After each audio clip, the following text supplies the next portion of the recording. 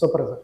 అయితే ఆకాష్ విషయానికి వస్తే చాలా మంది మీకు తెలియనే ఉంది ఇండస్ట్రీలో, చాలా మంది కథలు చెప్తారు, పెద్ద పెద్ద హీరోలతో అనుకుంటాం మనం, మీరు డైరెక్టర్ గా రాసుకున్నాం పెద్ద హీరోతో చేయాలనుకుంటాం, వాళ్ళంతా స్టోరీలు వెనకో లేకపోతే వాళ్ళకి 3-4 సంవత్సరాలు ఖాళీ లేకపోతే మనం సెకండ్ రోకి వస్తాం, థర్డ్ రోకి వస్తాం.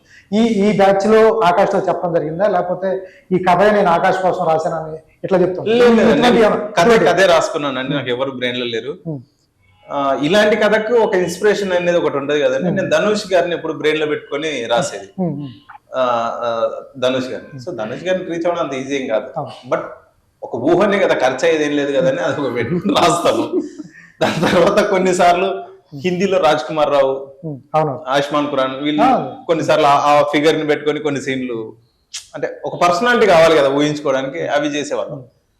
దీని తర్వాత కాస్టింగ్ కి వెళ్దామని ఒక ఆప్షన్ వచ్చినప్పుడు, అంటే పెద్ద ఆల్రెడీ తెలిసిన హీరోలకి వెళ్దామని వచ్చినప్పుడు 2 హీరోలకు వెళ్ళాను.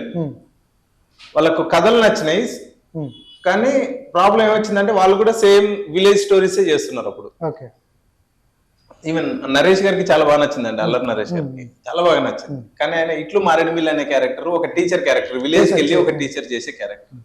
సో ఆయన చెప్పింది, అరే మా క్రేజీ స్టోరీ ఇది, నాకేమో అది సిమిలర్ అవుతుంది రెండు. ఎందుకంటే నరేష్ గారు ఇప్పుడు చాలా వర్సటైల్ గా, అంటే ఎంత మంచి క్యారెక్టర్స్ చూస్ చేసుకుంటున్నారు ఇప్పుడు, చాలా అద్భుతంగా ఉన్నాయి ఆయన సినిమాలు చూస్తే. సో ఆయన ఆప్షన్ ఇచ్చాడు, నేను ఇంకా అదొకటి ఇచ్చేసి సార్ దగ్గరకు వచ్చి చెప్పాను, సార్ కొత్త వాళ్ళకి వెళ్ళిపోతాం సార్, ఇంకా ఎందుకంటే నాకు కథ చెప్తున్న ప్రీవియస్ వాళ్ళ సినిమాలే గుర్తొస్తున్నాయి, నేను ఈ కథను అలా పోర్ట్రే చేయలేము, కొత్త వాళ్ళకి వెళ్దాం అనుకున్నప్పుడు సార్ ఓకే నీ ఇష్టము, కొత్త ప్రొఫైల్స్ చూడు అన్న.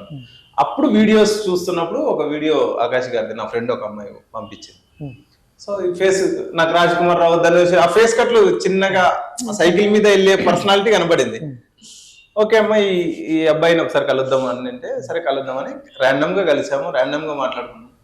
దాని తర్వాత తెలియకుండా మ్యాజిక్లు జరిగిపోయింది. మీరు చెప్పిన పేర్లు ధనుష్ గాని రాజ్ కుమార్ రావు గాని వీళ్ళంతా పెద్ద పెద్ద పేర్లు, వాళ్ళు మ్యాచ్ చేసాడైనా ఆబ్వియస్లీ అండి.